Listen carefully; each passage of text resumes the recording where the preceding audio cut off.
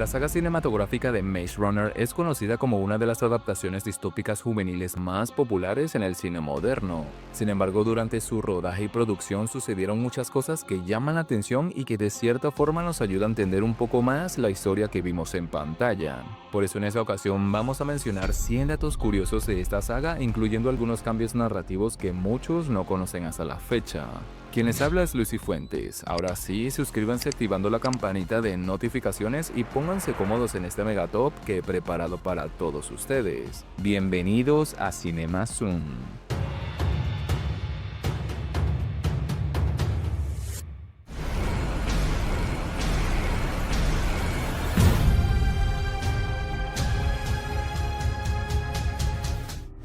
El Corredor del Laberinto tuvo un presupuesto de producción de aproximadamente 34 millones de dólares y recaudó alrededor de 348 millones a nivel mundial, lo que fue un éxito rotundo en su momento, además de que de la trilogía, esta es la que se llevó el primer puesto en recaudación.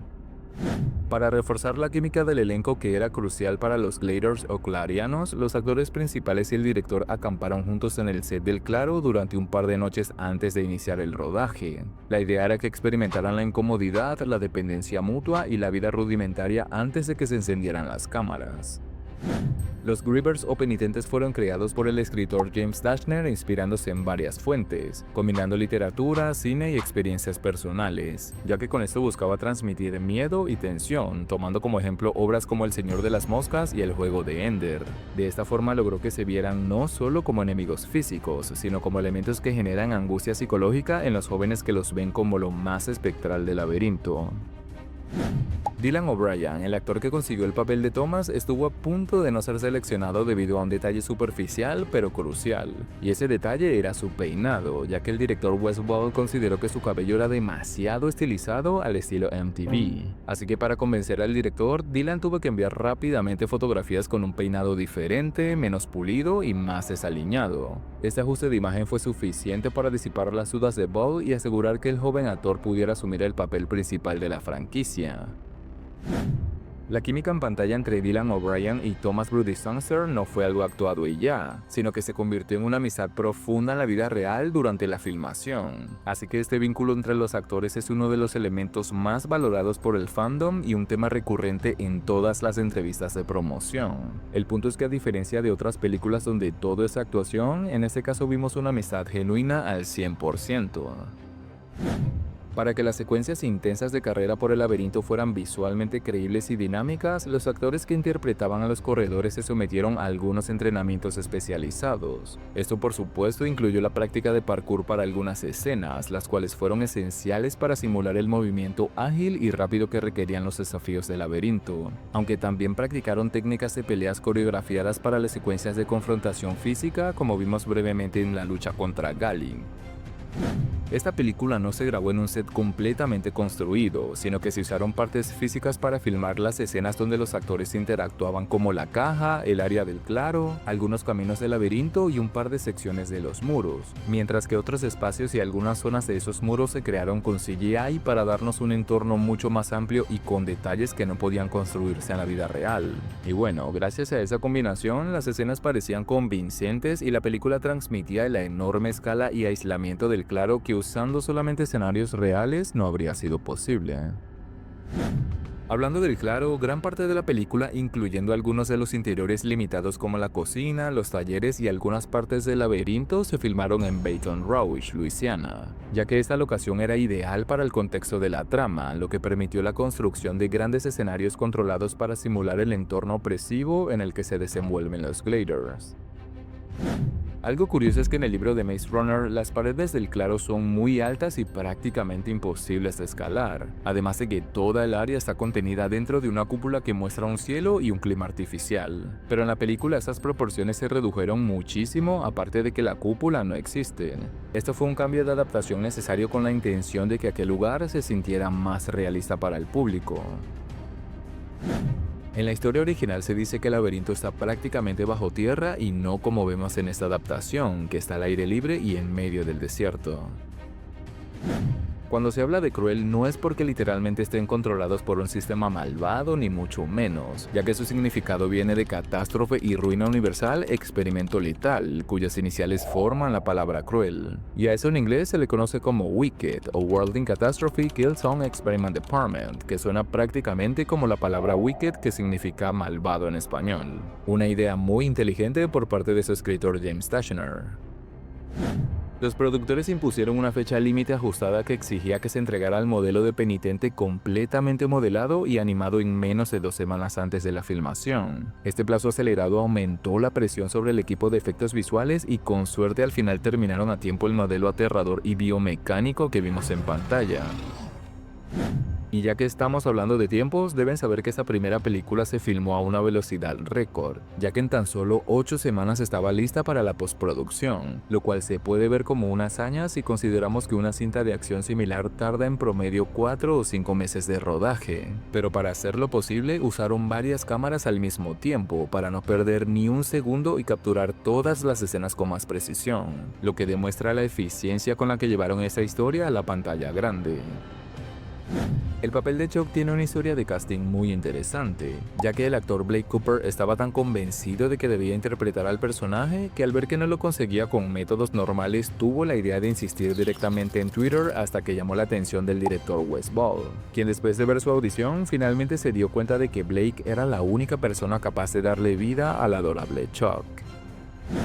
Thomas Brodie Sangster por su parte también tiene una historia muy interesante, porque a pesar de que audicionó inicialmente para interpretar a Thomas, terminó obteniendo el papel de su amigo Newt, pero lo más curioso es que fue el único actor de origen británico que no tuvo que cambiar su acento, mientras que el resto del elenco inglés tuvo que esforzarse por sonar como estadounidenses a la hora de filmar. El proceso de casting para Maze Runner fue tan inusual como la película misma, ya que los productores se tomaron muy en serio la opinión de los fans. De hecho, para elegir a los actores finales consultaron a sus propios hijos, quienes eran fieles lectores de las novelas de James Dashner. Eso ayudó mucho para que el elenco que vimos en pantalla fuera muy cercano a los personajes que ya existían en la mente de los lectores, aunque como siempre hubo quienes criticaron ciertas diferencias en algunos de ellos. El tema de la telepatía entre Thomas y Teresa fue algo que se tuvo que pensar mucho antes de decidir si incluir ese elemento a la adaptación o no, pero al final terminaron eliminando esa habilidad de ellos en la historia. El motivo principal de este cambio fue para que se viera más realista y, si se puede decir de cierta forma, más misteriosa. Un cambio importante que en definitiva no le cayó muy bien a algunos fans, pero que de igual forma no impidió su éxito comercial.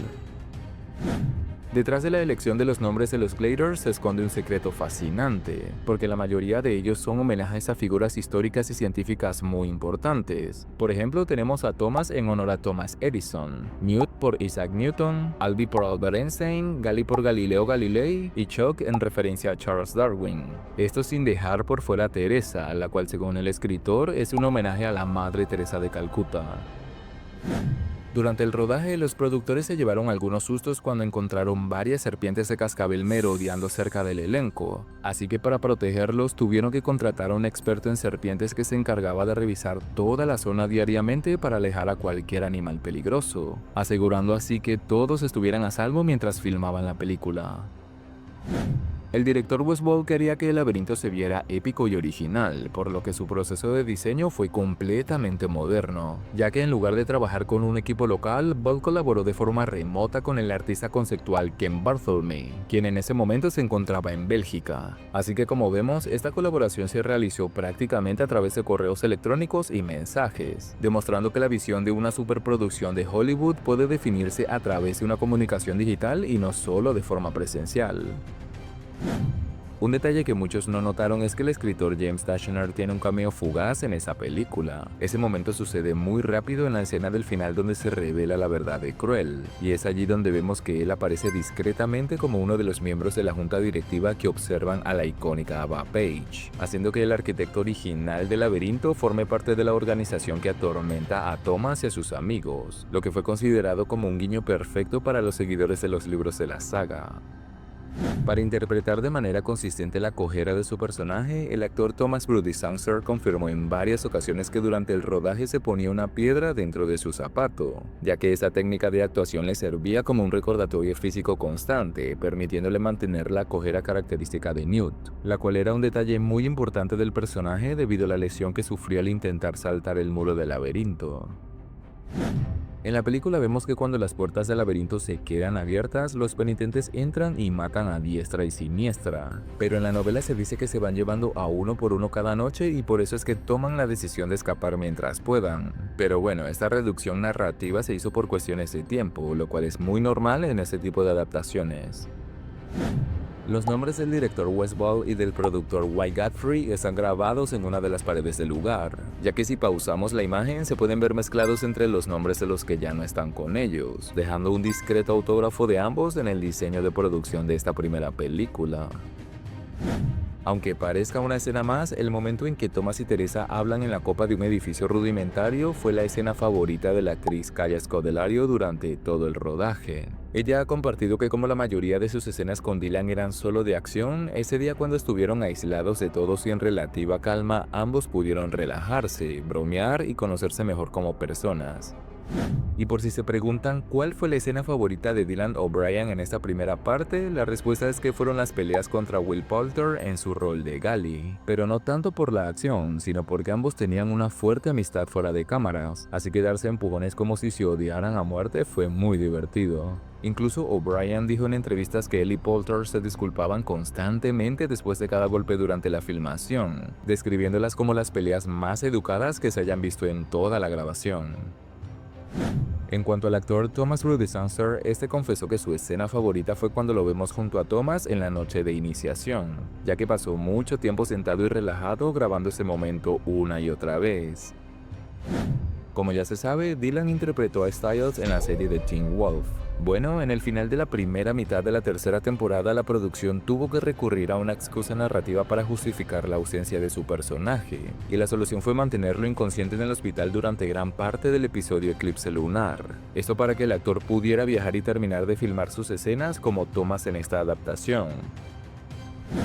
La lluvia que vemos en la película fue una idea creativa del director, ya que en el libro jamás llueve por la cúpula que hay sobre el laberinto. Sin embargo, según Wes Ball, esto le daba el toque realista que quería que mantuviera su adaptación. El escritor James Dashner ha confirmado en varias ocasiones que nombró al líder de los corredores como Minho en honor al esposo de su sobrina. Esta elección fue un homenaje muy familiar y rompe con el patrón de nombrar a varios personajes principales en referencia a científicos famosos o religiosos nobles, lo que hace que el origen del nombre de Minho sea uno de los datos más personales de toda la saga. Aquí vemos que los Gliders no recuerdan su nombre cuando recién llegan al claro. Sin embargo, en el material original se dice que su nombre es lo único que recuerdan. Este elemento de la falta de memoria fue incluido en la cinta para darle más misterio a la trama y por suerte no alteraba mucho la historia de la novela. Según los actores, la escena más difícil de grabar fue la del final, donde sucede la trágica muerte de Chuck, ya que esta necesitaba la mayor cantidad de emociones desgarradoras como el llanto y la conmoción en cada uno de ellos. En la adaptación, el código que usan para poder escapar termina siendo el orden de las secciones del laberinto, pero esto fue un recurso inventado por la producción, ya que en el libro ese código es un juego de palabras que ellos han descubierto en todo este tiempo al estar atrapados en ese lugar. Y bueno, estos fueron los datos que me resultaron más llamativos en la primera película, pero si ustedes conocen otros, los pueden dejar en la cajita de comentarios.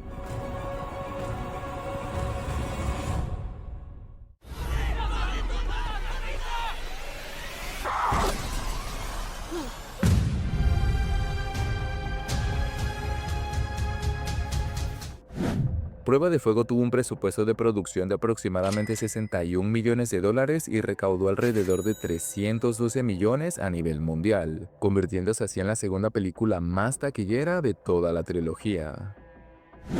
El director Wes Ball decidió que para que el ambiente de supervivencia fuese más convincente, los actores tenían que sudar de verdad, así que el rodaje se trasladó a los áridos y desafiantes paisajes de Nuevo México, incluyendo las dunas y áreas desérticas donde la producción aprovechó el calor sofocante y el realismo del terreno natural para dar vida a los estragos de la llamarada, sumergiendo al elenco y a la audiencia en un escenario posapocalíptico de pura autenticidad. Cuando los Gliders llegan a la base de Cruel en el desierto, vemos que hay otros jóvenes que pertenecen a otros laberintos, pero en el libro se deja bien claro que solamente existen dos, el área A y el área B, es decir, uno donde está Teresa con los chicos y otro donde está Ari con las chicas, un cambio que no perjudicó a la trama pero que sí cayó mal en la base de fans. Para crear la visión desolada de la ciudad en ruinas, la compañía de efectos visuales Weta Digital no solo utilizó la técnica de construir para destruir, sino que la aplicó a una escala masiva, ya que tuvieron que modelar digitalmente un gran número de edificios y estructuras de la ciudad desde cero para luego aplicar técnicas artísticas para simular su destrucción. Esto además del viento y la arena, asegurando que los escombros se integraran de manera realista en el paisaje desértico para lograr un entorno posapocalíptico convincente. Para que el terror de ser perseguidos por los Krunks en la oscuridad se sintiera lo más realista posible, Wes Ball sumergió a los actores en escenarios auténticos de pesadilla, llevando la filmación a los túneles subterráneos y canales de drenaje ubicados bajo el campus de la Universidad de Nuevo México en Albuquerque, lo que garantizó una inmediata e intensa sensación de claustrofobia y peligro sin filtros para las frenéticas escenas de escape. Por otro lado, la búsqueda de autenticidad para el refugio de Jorge y sus carroñeros llevó a la producción directamente a un complejo de vías de tren abandonadas, un golpe de genio logístico que infundió el escenario con óxido, escombros y una sensación tangible del implacable mundo devastado por la llamarada. En esta película vemos que los Gliders se escapan de Cruel mientras son perseguidos, ya que necesitan seguir experimentando con ellos. Sin embargo, en la novela Jensen es quien les dice que ellos están infectados y que para conseguir la cura deben cruzar todo el desierto. Un cambio narrativo muy grande que dejó molesto a muchos fanáticos fieles de la saga. El diseñador de producción Daniel Dorrance confirmó que para visualizar el caótico y denso escondite de Jorge y sus carroñeros, se inspiró fuertemente en la famosa y ya desaparecida Kowloon Wallet City en Hong Kong, ya que esta estructura era conocida por ser un laberinto de edificios apilados donde miles de personas vivían en condiciones extremadamente estrechas, con un sistema de tuberías, cables y estructuras añadidas de forma improvisada que creaban un caos visual fascinante. Y seguimos con datos de la guarida del desierto, porque para hacerla aún más creíble, el equipo de producción rechazó el uso de utilería normal de estudio que vemos en otras películas, así que se lanzó en una búsqueda del tesoro en la vida real, vaciando los depósitos de salvamento y las chatarrerías de Nuevo México para coleccionar piezas auténticas de metal retorcido y muebles deteriorados, logrando así que el refugio improvisado se sintiera orgánico y verdaderamente construido por carroñeros que solo utilizan materiales reciclados en ese mundo devastado. Los personajes de Jorge y Brenda se unen a los Gliders para llegar hasta el brazo derecho y luego para derrocar a Cruel, a diferencia del libro donde ellos son prácticamente parte de la prueba en el desierto. La base donde los protagonistas son llevados al principio de la película es totalmente real. Se trata de una base de la Fuerza Aérea de Albuquerque en Nuevo México, la cual está abandonada y en desuso desde hace tiempo. La producción decidió rodar estas escenas en ese lugar para simular aquella instalación secreta donde los jóvenes descubren que sus captores son en realidad la organización de Cruel. Para lograr que los Krunks fueran criaturas de pesadilla y no simples zombies de Halloween, la producción usó una mezcla brutal de trucos, donde a los actores se les aplicaron un maquillaje súper detallado y les pegaron prótesis para que la piel pareciera desgarrada y con las venas resaltadas por la enfermedad. Y para los Krunks más mutados y aterradores como los que se mueven a toda velocidad en los túneles, la clave fue la tecnología, ya que se usó la captura de movimiento con actores que hacían gestos muy raros, y luego los genios de efectos digitales los transformaron por computadoras en criaturas que parecían tener las articulaciones rotas y se movían de forma frenética. Aparte de eso, añadieron el famoso efecto hiedra, que es eso que parece un crecimiento vegetal oscuro que se extiende y se mueve por todo el cuerpo, asegurando así que los Krunks no solo se vieran enfermos, sino que estuvieran literalmente siendo consumidos por una plaga viva. Y ya que estamos hablando de los Krunks, la idea de que su cuerpo fuera consumido por ese crecimiento orgánico y visible tan espeluznante fue una invención exclusiva para la pantalla, ya que el director Wes Ball decidió agregar ese diseño visual para evitar que los Krunks se vieran como los zombies genéricos de otras adaptaciones. Y para cerrar este tema, los Krunks de esta saga son comparados constantemente con los infectados por el hongo Cordyceps de la franquicia The Last of Us. Esto se debe a que cronológicamente el videojuego se lanzó primero, así que la gente tiende a relacionarlos porque ambos diseños lograron un efecto visual único al representar a sus víctimas siendo consumidas por un crecimiento orgánico o parasitario, creando una nueva y aterradora categoría de zombies en el mundo posapocalíptico, ya que es mucho más visceral que los muertos vivientes tradicionales. Y en cuanto a esto, me gustaría que dejen en los comentarios si creen que fue un diseño que se copió de los Cordyceps o si piensan que estos Krunks se deben a una cuestión de casualidad visual. A pesar de que aquí vemos a Teresa corriendo con los Bladers de aquí para allá por todo el desierto, en la historia original de esta segunda parte Teresa está prácticamente ausente todo el rato, pero por los cambios en la narrativa decidieron añadirla al grupo para darle, según ellos, más fuerza a su personaje.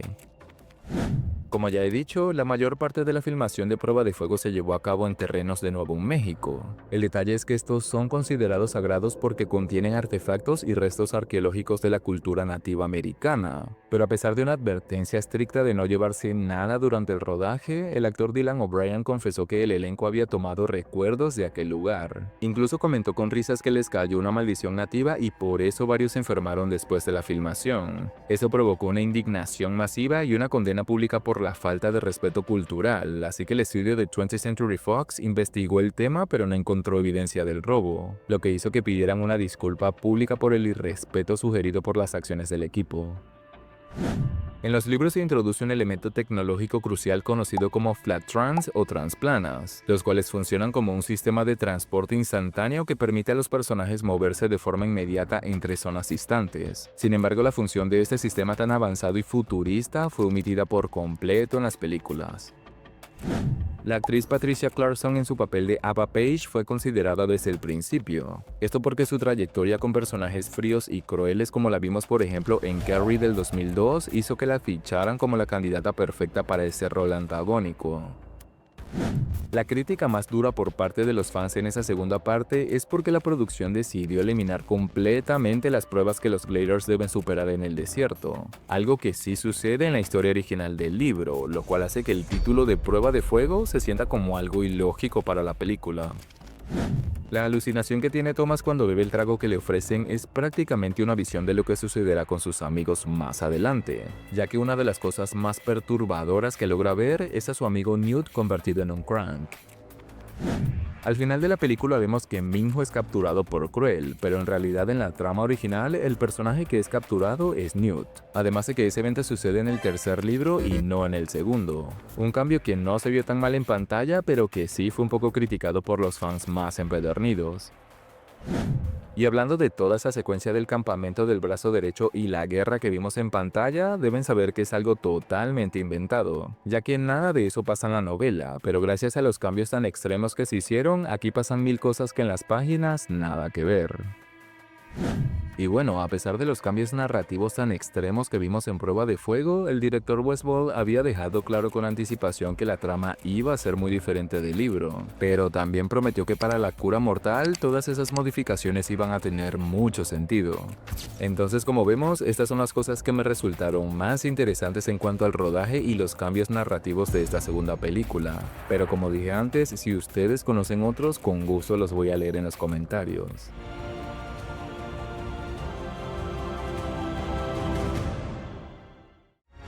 Comenzamos esto juntos. Debemos terminarlo juntos. ¡Vamos!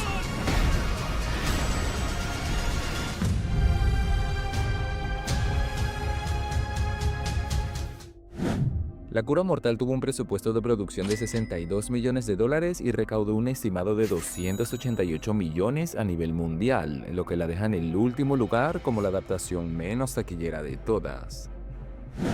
Westworld no dividió este final en dos partes porque consideraba que la trilogía ya tenía una estructura perfecta de planteamiento, nudo y desenlace, por lo que dividirla habría alterado el ritmo natural de la historia y la intensidad del desarrollo de los personajes, así que él aseguró que en una sola película daba tiempo de compactar todo, además de que sabía muy bien que hacer dos partes era un enorme riesgo comercial que la saga simplemente no podía tomar. Esta decisión contrasta con otras películas que optaron por fragmentar sus tramas para maximizar el impacto o la recaudación, como sucedió por ejemplo con Harry Potter y las Reliquias de la Muerte o incluso con los Juegos del Hambre sin Sajo.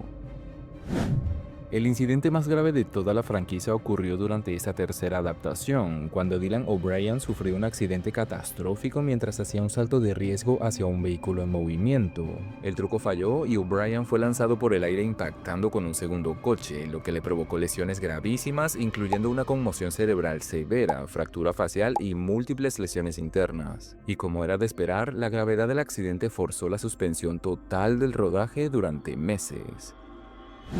Westworld le dio una especie de títulos simbólicos a las tres películas. La primera la veía como el cemento y la decadencia del laberinto, la segunda como la arena y el óxido del desierto, y esta tercera como el vidrio y la luz de la última ciudad. Algo que tiene mucho sentido en cuanto a la sensación que transmite cada una de ellas.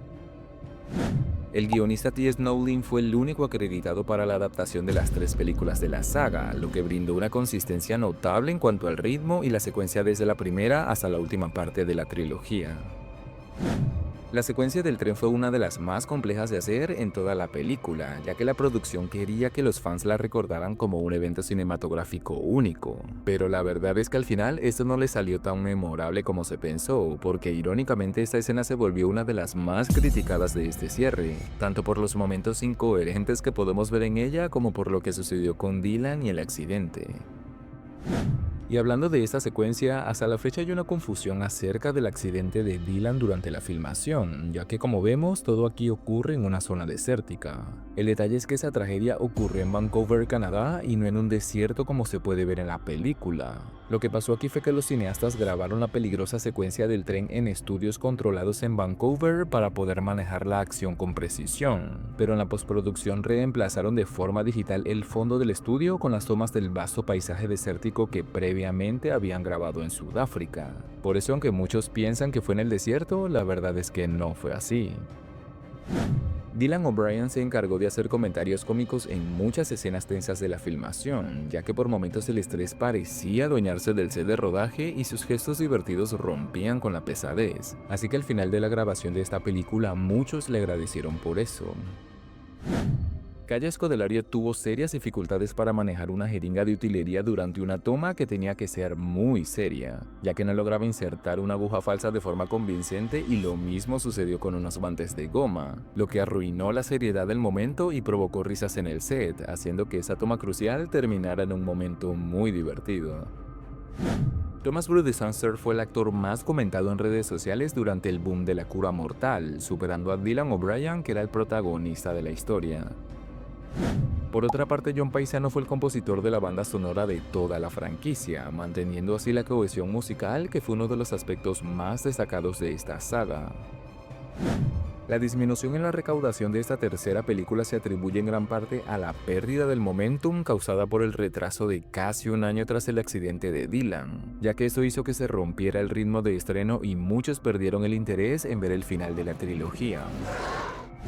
Un hombre llamado Dan Zimmerman fue uno de los editores principales de La Cura Mortal, pero también fue parte del equipo en las dos primeras partes, así que esa continuidad en el cierre ayudó a mantener un tono de edición consistente desde el principio hasta el final.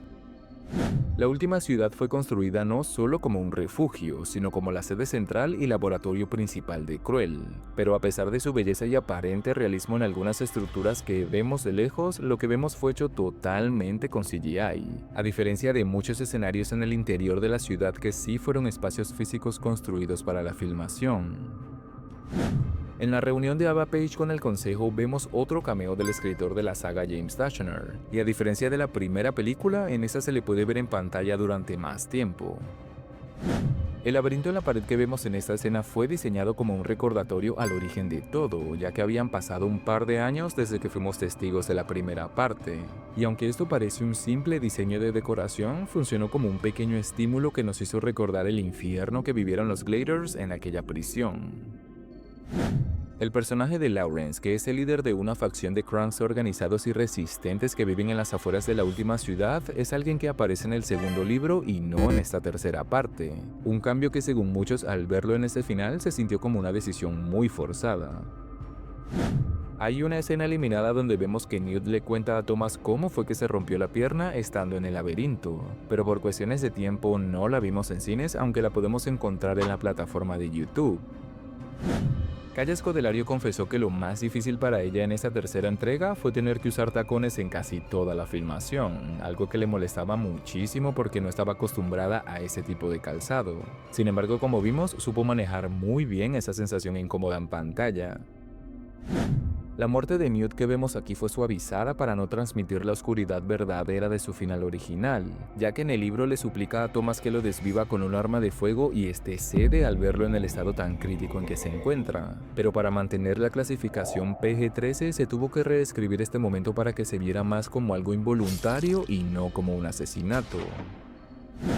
En la escena final de la isla donde se escriben los nombres de los fallecidos en una piedra, se puede ver el nombre de Dylan en honor al protagonista, aunque también se puede ver el de Wes en honor al director de la trilogía. Una idea muy simbólica de inmortalizar su firma que quedará para siempre a pesar de haber finalizado el rodaje. Mientras que en la película vemos que Brenda es una de las más opositoras al sistema de Cruel, en el libro las verdaderas intenciones de su personaje son reveladas en las últimas páginas, donde se nos dice que ella siempre estuvo en contacto con Ava Page y que todo lo que hizo fue para obedecerla a ella. Una diferencia que muchos vieron con malos ojos, ya que traían esa imagen del libro hasta que se encontraron con un personaje con un trasfondo totalmente distinto en pantalla. Por otra parte, el final de Teresa en esta adaptación es muy dramático, ya que toma la decisión de no escapar cuando el edificio en llamas se viene abajo. En cambio, en el libro ella es aplazada por un derrumbe y todo sucede más como un accidente que no se pudo evitar. Pero sorpresivamente, este cambio fue un acierto para la mayoría, ya que pudimos ver una despedida más trabajada y un arrepentimiento más sólido que el de la novela. Y bueno, con esto finalizo con los datos que considero más importantes en esta tercera y última parte de la saga. Pero si creen que se me olvidó alguna curiosidad, ya saben qué hacer en los comentarios.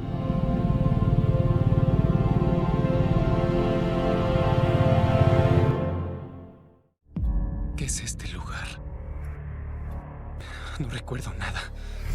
Creo que es tiempo de averiguar a qué nos enfrentamos.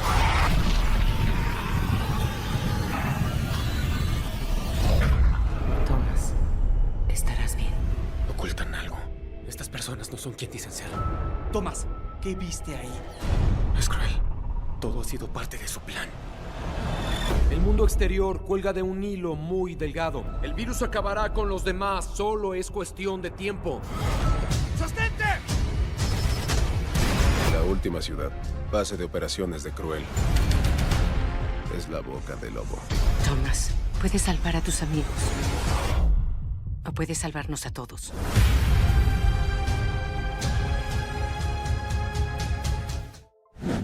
Esta trilogía ha sido traducida en más de 40 idiomas, lo que ha garantizado su accesibilidad a los amantes de la ciencia ficción distópica en todo el mundo.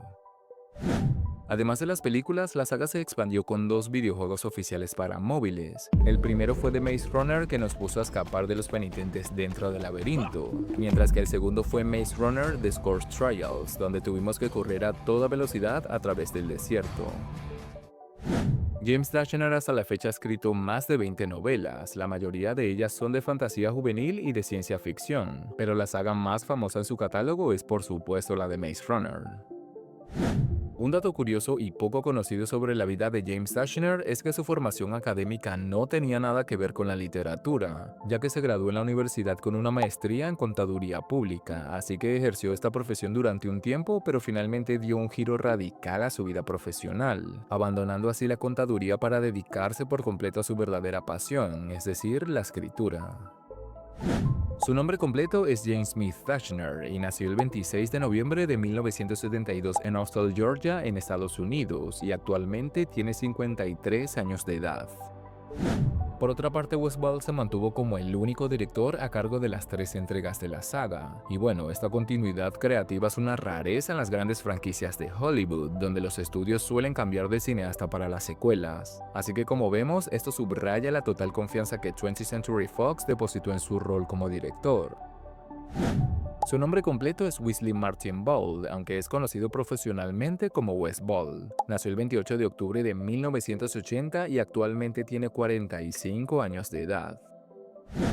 Antes de dirigir este proyecto millonario, Wes Ball no tenía ninguna experiencia en largometrajes de alto presupuesto. El punto es que para hacer su primera vez terminó sorprendiendo a todos en la industria por su dirección en Maze Runner, Correr o Morir. Y es que su currículum se limitaba a dirigir pequeños cortometrajes independientes, haciendo que su contratación fuese una apuesta arriesgada por parte de la Fox. El proyecto original que llevó Wes a las oficinas de Fox fue su aclamado cortometraje de efectos visuales llamado Ruin. Sin embargo, la Fox terminó rechazando ese concepto, pero quedaron tan impresionados con los efectos visuales que le ofrecieron dirigir The Maze Runner. Por eso es que los escenarios dentro del laberinto son muy similares a los que vemos en Ruin. Y con este dato cerramos el tema de Wes Ball, ya que él es un reconocido experto en efectos visuales que se formó en la Escuela de Artes Cinematográficas de la Universidad Estatal en Florida, donde inició su carrera como artista de VFX y diseñador gráfico. Y bueno, este conocimiento es algo que ha integrado en sus producciones cinematográficas como esta trilogía y El planeta de los simios Nuevo Reino.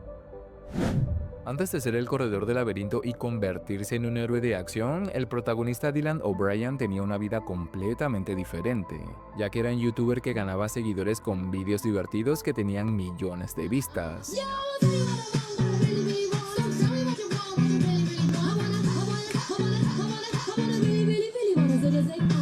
Este pasado de blogger y creador de contenido contrasta enormemente con su rol como Thomas, además de que le añade un dato muy curioso a la biografía de esta estrella.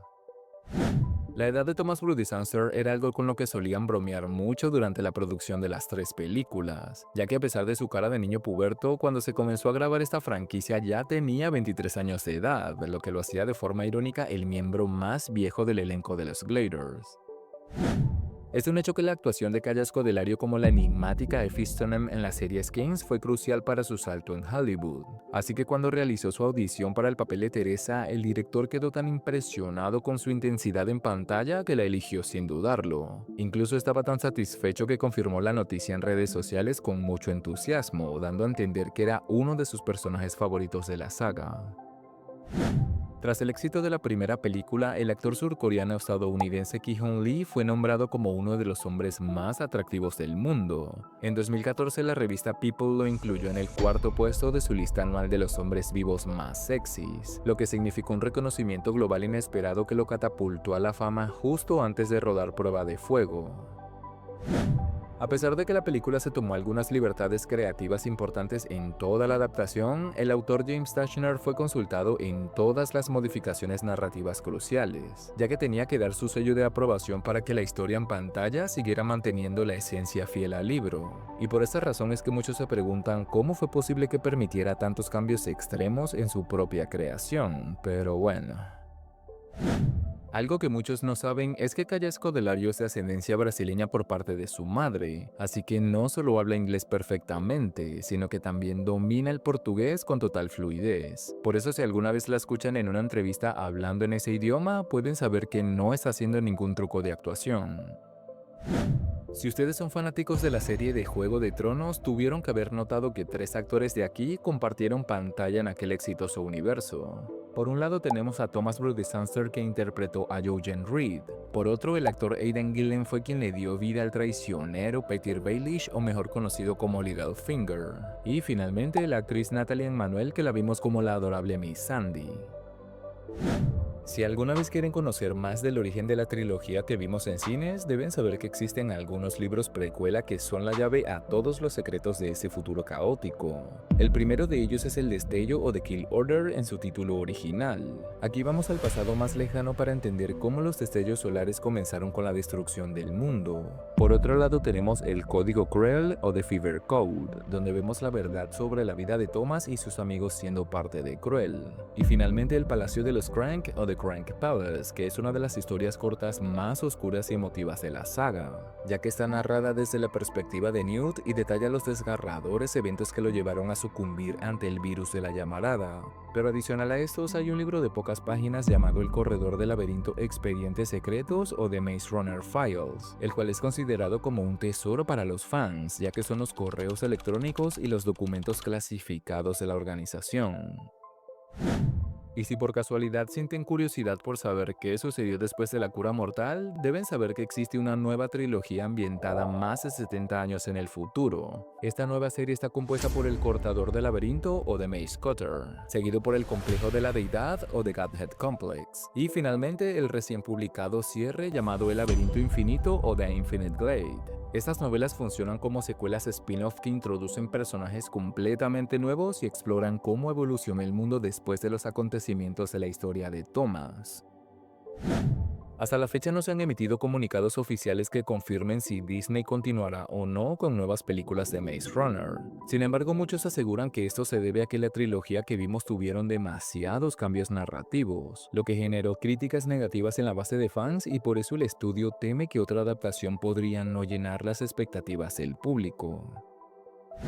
Y bueno, para finalizar este mega top curioso sobre el universo de James Dashner, nada mejor que hacerlo como comenzamos, porque la trilogía completa en cines tuvo una inversión de aproximadamente $157 millones y alcanzó una recaudación total de al menos 948 millones a nivel mundial, lo que significó un éxito financiero para la franquicia en comparación a otras que eran su competencia. Así que como vemos, hay suficientes motivos para entender por qué la saga de Maze Runner es considerada una de las historias más queridas por los amantes de la ciencia ficción distópica de los últimos tiempos. Gracias por ver este video hasta el final. Recuerde que pueden dejar sus opiniones en la cajita de comentarios acerca de cuáles de estas curiosidades les pareció más interesantes. También pueden suscribirse activando la campanita de notificaciones dejando un fuerte like si les gustó este contenido. Quien les habló fue Lucy Fuentes. Cuídense mucho y hasta la próxima ocasión.